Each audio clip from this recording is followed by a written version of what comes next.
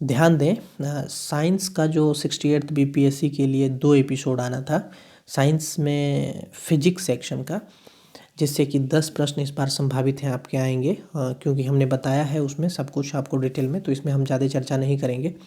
Part B में केवल हम उस टॉपिक को ही रखे हैं जिस टॉपिक को हमने पार्ट ए में टच नहीं किया था।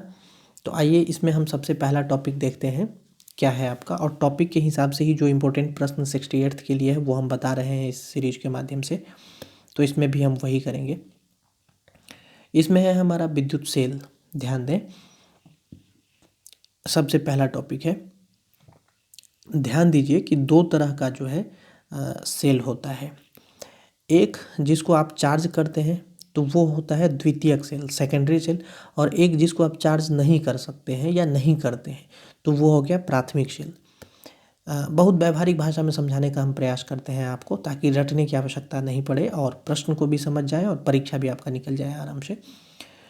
तो जैसे देखिए, आपके हाथों में मोबाइल है, तो मोबाइल में जो बैटरी लगता है उसको आप क्या करते हैं, मोबाइल को चार्ज करते हैं। तो इसमें लगा हुआ बैटरी जो है सेकेंडरी सेल है, द्वितीयक सेल का उदाहरण है। लेकिन आपके हाथ में यदि टॉर्च हो, आपके हाथ में यदि घड़ी हो, तो घड़ी के बैटरी को कभी आपने चार्ज में लगाया है? टॉर्च के बैटरी को कभी आपने लगाया है? नहीं लगाया। तो ये सब जो इस तरह के जो बैटरी हैं जो चार्ज नहीं हो पाते हैं या नहीं करते हैं, करने की आवश्यकता महसूस नहीं होती है, वह है प्राथमिक सेल।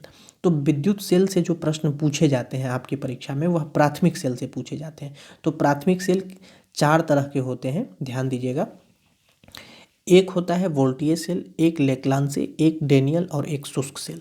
प्राथमिक सेल कहते हैं इसको, जिसको चार्ज नहीं किया जाता है। तो इसमें 3 सेल जो है बहुत महत्वपूर्ण है, उसके बनावट के बारे में आपसे प्रश्न पूछा जाता है, जैसे वोल्टीय सेल, लेक्लांसे सेल और शुष्क सेल।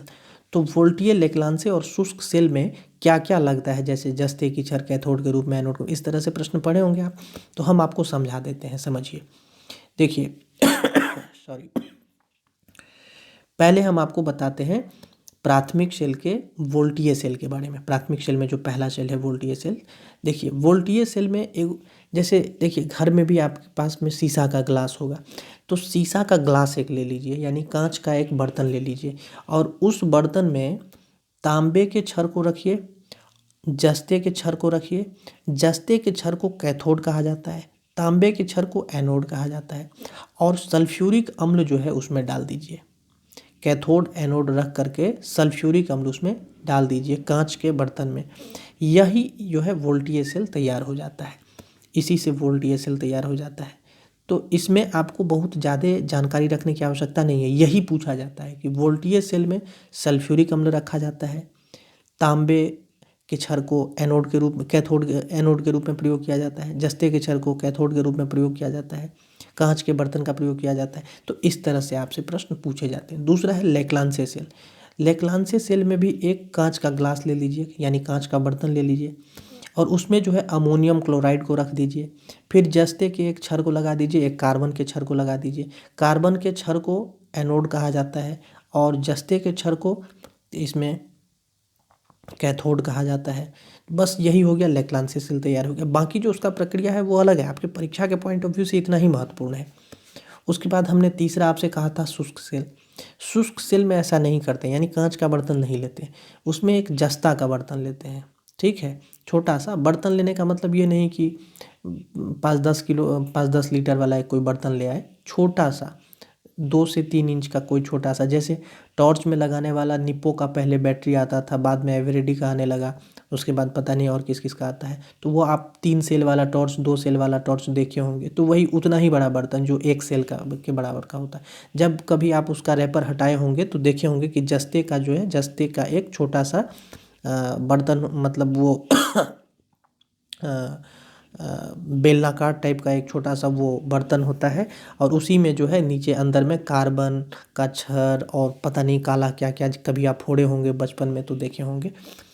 ठीक है, तो वो तो जस्ते का एक बर्तन होता है, उसमें मैग्नीज डाइऑक्साइड और अमोनियम क्लोराइड रखा रहता है उसमें। ठीक है, और कार्बन का मिश्रण जो है उसमें भरा रहता है, ब्लैक होता है, उसी कारण वो काला दिखता है। तो कार्बन का जो छड़ होता है उसमें एक देखिएगा छड़ होता है बाहर में, एकदम जो है स्टील के तरह चमकता हुआ, दिखेगा आपको बाहर, तो वही टॉर्च में सटता है। और जो जस्ते का बर्तन होता है वो नेगेटिव चार्ज रहता है, तो नेगेटिव चार्ज और पॉजिटिव सटा करके तब टॉर्च उसमें जलता है, लाइट जलता है। तो कार्बन का अक्षर जो है एनोड के रूप में, और जस्ते का जो उसका बर्तन होता है वो कैथोड के रूप में काम करता है। इसका जो लगभग वो पावर होता है वो 1.45 वोल्ट के आसपास होता है। तो ये विद्युत सेल के बारे में था, थोड़ा सा लंबा खिंच गया, लेकिन ये समझाने के लिए हमने इस तरह से किया है। डायरेक्ट बताते तो आपको रटना पड़ता। अब अगला टॉपिक है हमारा विद्युत धारा। विद्युत धारा का मात्रक एम्पियर होता है और यह एक अदिश राशि है विद्युत धारा में। ये पहला पॉइंट हो गया। दूसरा आपको इसके विद्युत धारा में जो है ध्यान रखना है श्रेणी क्रम और समानांतर क्रम। देखिए श्रेणी क्रम क्या होता है? श्रेणी क्रम में संयोजित प्रतिरोध का जो समतुल्य प्रतिरोध है वो समस्त प्रतिरोध के योग के बराबर होता है, रेजिस्टेंस के योग के बराबर होता है। और समानांतर क्रम में जो है संयोजित प्रतिरोध, यानी जो प्रतिरोध है, जो रेजिस्टेंस लगाते हैं उसका समतुल्य, यानी कि टोटल जो है प्रतिरोध, यदि रेजिस्टेंस देखेंगे तो उसके व्युत्क्रम यानी उसके इन्वर्स, उसके प्रतिरोध के व्युत्क्रम के योग के बराबर होता है। तो श्रेणी क्रम में जो है योग के बराबर होता है और समांतर क्रम में जो है उसके व्युत्क्रम के योग के बराबर होता है। बस इतना ही ध्यान रखना है, यानी उल्टा के योग के बराबर। देखिए आमीटर, वोल्ट मीटर, इस दोनों से, और गैल्वेनोमीटर, इस तीनों से प्रश्न कई बार पूछे गए हैं। आमीटर विद्युत धारा को एम्पियर में मापने के लिए यूज किया जाता है, ठीक है। वोल्ट मीटर जो है, वोल्ट मीटर का प्रयोग परिपथ में किसी दो बिंदु के बीच विभवांतर मापने के लिए किया जाता है। ये वोल्ट मीटर जो है सदैव समानांतर क्रम में लगा रहता है। और गैल्वेनोमीटर जो है विद्युत परिपथ में विद्युत धारा की उपस्थिति को बताने वाला एक यंत्र है गैल्वेनोमीटर, ठीक है। तो विद्युत धारा को गैल्वेनोमीटर से मापा जाता है। आमीटर से भी विद्युत धारा को एम्पियर में मापा जाता है। और वोल्ट मीटर से वोल्ट मीटर जो है वो समानांतर क्रम में लगा रहता है और ये विभवांतर मापने के काम आता है। विद्युत फ्यूज कई बार पूछे जाते हैं। ये टीन और सीसा का मिश्र धातु होता है। इसमें लगभग 63% टीन होता है और शेष जो है लगभग 37% वो सीसा होता है। ट्रांसफार्मर से भी प्रश्न आते हैं, ध्यान रखिएगा। ट्रांसफार्मर जो है विद्युत चुम्बकीय प्रेरण के सिद्धांत पर कार्य करता है और ट्रांसफार्मर जो है वो उच्च एसी वोल्टेज यानी अल्टरनेटिंग करंट को जो है निम्न अल्टरनेटिंग करंट में बदल देता है। ध्यान रखिएगा, ऐसा नहीं कि एसी को डीसी में बदल देता है ट्रांसफार्मर, ऐसा नहीं कर लीजिएगा। ट्रांसफार्मर एसी को एसी में ही रखता है, लेकिन वो हाई एसी को लो एसी में कन्वर्ट कर देता है, ठीक है। और डायनमो जो है यह यांत्रिक ऊर्जा को विद्युत ऊर्जा में कन्वर्ट कर देता है। विद्युत चुम्बकीय प्रेरण के सिद्धांत पर यह भी कार्य करता है ट्रांसफार्मर की तरह ही। तो ये हो गया सॉरी। अब है चुंबकत्व। चुंबकत्व में ध्यान दीजिएगा, आपके 2-3 प्रश्न इंपॉर्टेंट हैं, जैसे प्रतिचुंबकीय पदार्थ, अनुचुंबकीय पदार्थ और लौह चुंबकीय पदार्थ, यानी डायमैग्नेटिक सब्सटेंस, पैरामैग्नेटिक सब्सटेंस और फेरोमैग्नेटिक सब्सटेंस। इसमें कौन कौन से आते हैं, यहीं से केवल प्रश्न पूछे जाएंगे आपसे। तो प्रतिचुंबकीय पदार्थ में आप लिख लीजिए, नोट कीजिए, जस्ता, बिस्मत, तांबा, चांदी, सोना, हीरा, नमक और जल। अनुचुंबकीय पदार्थ में लिख लीजिए प्लेटिनम, क्रोमियम, सोडियम, एल्यूमिनियम और ऑक्सीजन। लौह चुंबकीय में लिखिए लोहा, निकिल, कोबाल्ट और इस्पात। बस इतना ही इम्पोर्टेंट है इसमें। उसके बाद हम अगले टॉपिक पर आ जाते हैं परमाणु भौतिकी में। ध्यान दीजिएगा, परमाणु का परिभाषा और ये सब नहीं पूछा जाता है। पूछा क्या जाएगा? चार्ज पूछा जाएगा। जैसे प्रोटॉन का चार्ज यानी द्रव्यमान कितना होता है, चार्ज क्या होता है उस पर, पॉजिटिव नेगेटिव। न्यूट्रॉन और इलेक्ट्रॉन का क्या होता है और इसके खोजकर्ता का नाम पूछा जाता है बीपीएससी में। तो देखिए प्रोटॉन जो है उसका द्रव्यमान 1.672 इंटू 10⁻⁻27 kg होता है। और इस पर जो चार्ज होता है प्रोटॉन पर यानी आवेश, वह पॉजिटिव होता है और इसका खोजकर्ता गोल्डस्टीन था। न्यूट्रॉन का ध्यान रखिएगा, न्यूट्रॉन का 1.675 होता है इंटू 10⁻⁻27 kg और इसका खोज जो है जेम्स चैडविक ने किया था। और इलेक्ट्रॉन का जो है जे थॉमसन ने खोज किया था और इस पर नेगेटिव चार्ज होता है। न्यूट्रॉन न्यूट्रल होता है तो उस पर 0 आवेश होता है और इलेक्ट्रॉन जो है इस पर -1.6 इंटू 10⁻⁻19 कूलम चार्ज होता है, नेगेटिव। और यह भी ध्यान रखिएगा पॉजिट्रॉन जो है वह इलेक्ट्रॉन का एंटी कण है और पॉजिट्रॉन का खोज जो है एंडरसन ने किया था, न्यूट्रिनो का पाउली किया था, पाइमेसन का युकावा और फोटोन का आइंस्टीन ने किया था। इतना ध्यान रखिएगा, मुझे लगता है सफिशिएंट है परमाणु भौतिकी से। अर्धचालक के बारे में ध्यान रखिएगा, दो अर्धचालक है, एक जर्मेनियम और एक सिलिकॉन, ध्यान रखना है। अब ध्यान रखना है ताप बढ़ने पर ध्यान रखिएगा, अर्धचालक की चालकता जो है वह बढ़ती है, यह बीपीएससी ने पूछा हुआ है 66 में, परंतु चालक की चालकता जो है ताप बढ़ने पर वो घट जाती है, यानी प्रतिरोध क्या होता है, घट जाता है। ये 63वां क्वेश्चन था। सेट मुझे ध्यान नहीं है कौन सा है, लेकिन 66 बीपीएससी में आया था कि ताप बढ़ने पर अर्धचालक की का प्रतिरोध क्या होता है, तो अर्धचालक का प्रतिरोध घट जाता है जबकि चालकता उसकी बढ़ जाती है। अति चालकता का नाम आपने सुना होगा, सुपर कंडक्टिविटी का नाम क्या होता है ये, इसकी खोज किसने की थी, तो ध्यान दीजिए, अत्यंत निम्न ताप पर कुछ पदार्थ का विद्युत प्रतिरोध शून्य हो जाता है, इसी को अतिचालक सुपर कंडक्टर कहते हैं, ठीक है। और इसकी खोज जो है कमेरलिन ओन्स ने किया था। घड़ी में क्वार्ट्ज क्रिस्टल का काम दाब विद्युत प्रभाव पर आधारित होता है, यानी पाइजो के प्रभाव पर आधारित होता है, ध्यान रखना है। अब है रेडियो सक्रियता। रेडियो सक्रियता से आपके क्या क्या प्रश्न बन सकते हैं, ध्यान दीजिएगा। रेडियो सक्रियता की खोज हेनरी बैकरल, पी क्यूरी और एम क्यूरी ने किया था। इसकी खोज के लिए इन तीनों को संयुक्त रूप से बाद में हालांकि नोबेल पुरस्कार से भी सम्मानित किया गया था, ध्यान रखना है। और आपको हम बता दें कि रेडियम की खोज जो है रॉबर्ट पियरे और उनकी पत्नी थी मैडम क्यूरी, इन दोनों ने मिलकर किया था, ठीक है। और ध्यान रखना है कि अल्फ़ा बीटा और गामा किरण के बारे में रेडियो सक्रियता में ध्यान रखना है आपको कि एक अल्फ़ा किरण के निकलने से परमाणु संख्या में 2 इकाई और द्रव्यमान संख्या में 4 इकाई की कमी हो जाती है। उत्पत्ति इसका नाभिक से होता है, ठीक है, अल्फ़ा कण का, बीटा का भी नाभिक से होता है और गामा का भी नाभिक से ही होता है। प्रकृति अल्फ़ा कण की धनात्मक होती है, बीटा की ऋणात्मक और गामा की उदासीन होती है। बस इतना ही ध्यान रखना है इससे, और कुछ नहीं। मैं केवल उसी प्रश्नों पर चर्चा कर रहा हूँ जो प्रश्न आपकी परीक्षा में इस बार आ सकते हैं। ध्यान दीजिएगा, जीवाश्म, मृत पौधे आदि की आयु का अंकन करने के लिए कार्बन 14 पद्धति का प्रयोग किया जाता है। आपेक्षिकता का सिद्धांत आपको पता ही होगा, E=mc²। द्रव्यमान ऊर्जा संबंध, मास एनर्जी रिलेशन है, यह आइंस्टीन ने दिया था। उसके बाद हम अगले टॉपिक में आ जाते हैं, नाभिकीय विखंडन तथा संलयन। ध्यान देंगे, नाभिकीय विखंडन से भी प्रश्न इस बार आया था और इसमें हम बहुत महत्वपूर्ण प्रश्न का कलेक्शन आपको दे रहे हैं। 7-8 प्रश्न हैं जो बहुत महत्वपूर्ण है इस बार के लिए। ध्यान दीजिएगा नाभिकीय विखंडन के बारे में। सबसे पहले नाभिकीय विखंडन अमेरिकी वैज्ञानिक जिनका नाम स्ट्रॉसमैन था और हॉर्न था, उनके द्वारा दिखाया गया था। उन्होंने यूरेनियम 235 पर न्यूट्रॉन की बमबारी की तो पाया कि यूरेनियम के नाभिक 2 खंड में विभाजित हो जाते हैं। उसके बाद से ही यह प्रक्रिया लगातार जो है परमाणु बम और हाइड्रोजन बम वाला सब जो सामने आया। अनियंत्रित श्रृंखला अभिक्रिया से जो है परमाणु बम बनता है और नियंत्रित अभिक्रिया श्रृंखला यदि नाभिकीय विखंडन का होगा तो उससे परमाणु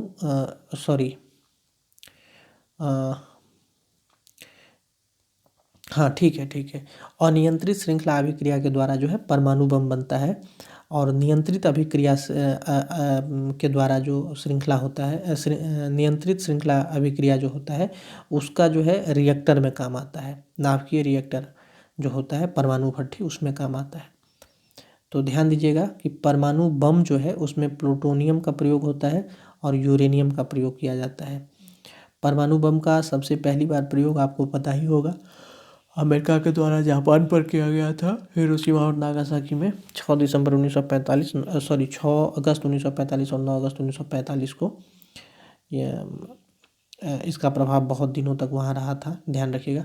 नियंत्रित श्रृंखला अभिक्रिया जो है इससे हमको फ़ायदा होता है क्योंकि इससे नाभिकीय रिएक्टर में ये प्रक्रिया अपनाई जाती है और बिजली इत्यादि पैदा किया जाता है और कई सारे जो है और भी काम होते हैं चिकित्सा के क्षेत्र में से। तो इसमें नाभिकीय रिएक्टर से संबंधित प्रश्न आपसे पूछे जा सकते हैं कि रिएक्टर में ईंधन के रूप में किसका प्रयोग होता है, तो यूरेनियम 235 का होता है और प्लूटोनियम 239 का होता है। पूछा जा सकता है कि मंदक के रूप में जो है किसका प्रयोग होता है परमाणु रिएक्टर में, तो मंदक के रूप में जो है भारी जल का प्रयोग होता है जिसको D2O यानी कि ड्यूटेरियम ऑक्साइड कहते हैं। फिर ग्रेफाइट का भी प्रयोग होता है। फिर पूछा जा सकता है कि नियंत्रक क्षार यानी कंट्रोलर रॉड के रूप में किसका प्रयोग किया जाता है इसमें, तो कैडमियम का प्रयोग किया जाता है, बोरोन के क्षार का प्रयोग किया जाता है। तो ये सब आप ध्यान रखिएगा इसमें, ठीक है। ये परीक्षा के दृष्टिकोण से महत्वपूर्ण थे। नाभिकीय रिएक्टर का उपयोग भी पूछा जा सकता है, तो हमने बताया आपको कि विद्युत ऊर्जा प्राप्त करने के लिए होता है। उसके बाद चिकित्सा के क्षेत्र में, विज्ञान के क्षेत्र में, कृषि के क्षेत्र में भी होता है, तो ये सब इसके उपयोग हैं। फिर नाभिकीय संलयन होता है, हमने बताया अभी नाभिकीय विखंडन के बारे में। अब नाभिकीय संलयन होता है न्यूक्लियर फ्यूजन। ध्यान दीजिएगा, इसमें दो हल्के नाभिक जो है आपस में जुड़कर एक बड़ा नाभिक बनाते हैं, भारी नाभिक बना देता है। जैसे सूर्य और तारा से जो प्राप्त ऊर्जा का स्रोत है वह क्या है, वह नाभिकीय संलयन के कारण है, यानी सूर्य और तारा का जो चमक है वह नाभिकीय संलयन के कारण ही है। हाइड्रोजन बम जो बनता है आपका, वह भी क्या कहते हैं, नाभिकीय संलयन के कारण ही बनता है, तो ये ध्यान रखना है। उसके बाद हम इम्पोर्टेंट जो है वो आपको बता देते हैं, ये हो गए। उसके बाद इम्पोर्टेंट कुछ फैक्ट्स हैं, जैसे हाइड्रोमीटर है तो द्रवों की आपेक्षिक घनत्व का जो है को इसे नापा जाता है। हाइग्रोमीटर है, हाइग्रोमीटर वायुमंडल में जो आर्द्रता है उसको इसे नापा जाता है, ठीक है। पायरोमीटर है तो दूर स्थित वस्तु के ताप को ज्ञात करने के लिए इसका प्रयोग किया जाता है। उसके बाद कुछ उपकरण हैं, जैसे आपको ध्यान रखना है, जैसे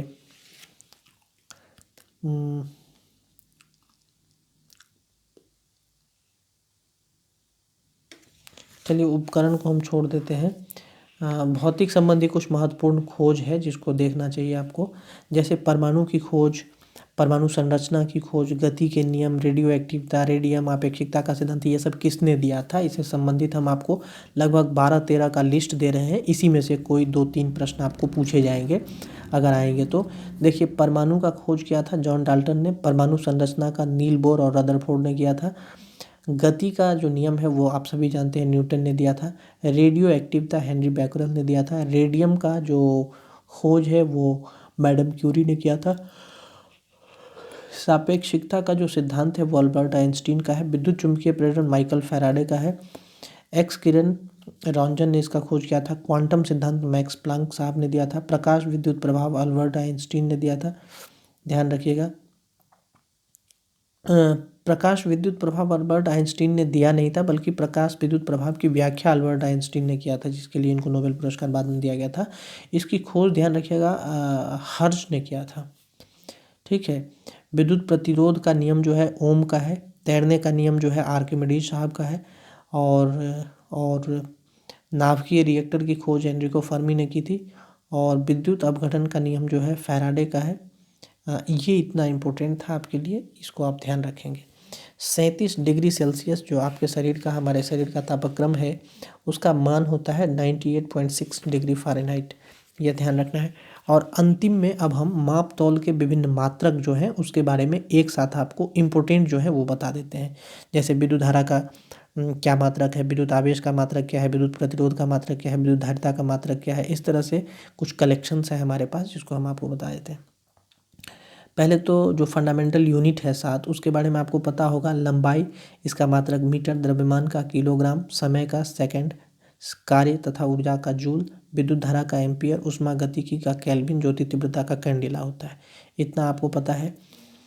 अब इसके अलावे हम आपको बता रहे हैं, जैसे बल का मात्रक न्यूटन होता है, आयतन का घन मीटर होता है, चाल का मात्रक मीटर प्रति सेकंड होता है। ये इंपॉर्टेंट प्रश्न है जो परीक्षा में आ सकते हैं आपके, इसलिए बता रहे हैं। उसके बाद आवृत्ति जो बीपीएससी 2018 में पूछा गया है, इसका मात्रक होता है हर्ज। उसके बाद संवेग का मात्रक होता है किलोग्राम मीटर प्रति सेकंड। पृष्ठ तनाव का मात्रक होता है न्यूटन प्रति मीटर। दाब का मात्रक होता है पास्कल या न्यूटन पर मीटर स्क्वायर, ये भी बीपीएससी की परीक्षा में आ चुका है। शक्ति का मात्रक होता है वाट या जूल पर सेकंड। उसके बाद विद्युत आवेश, इसका मात्रक होता है कूलॉम्ब। उसके बाद विद्युत प्रतिरोध, इसका मात्रक होता है ओम। उसके बाद तरंग दैर्घ्य, इसका मात्रक होता है एंगस्ट्रम। विद्युत धारा का मात्रक एम्पियर, विद्युत आवेश का मात्रक कूलॉम्ब, विद्युत प्रतिरोध का मात्रक ओम, विद्युत धारिता का मात्रक फैराड। ये यहीं पर जो है फिजिक्स का सेकेंड पार्ट जो है हम समाप्त कर रहे हैं। उसके बाद कुछ इम्पोर्टेंट क्वेश्चंस हैं प्रीवियस ईयर के, जिसको नहीं होगा तो हम शेयर कर देंगे कभी, ठीक है। Thank you. और एक पीडीएफ भी छोटा सा आपको दिया जाएगा, घटना चक्र का जो इम्पोर्टेंट क्वेश्चन है उसका कलेक्शन आपको फिजिक्स का हम दे रहे हैं। Thank you. इस एपिसोड को हम यहीं समाप्त करते हैं अब।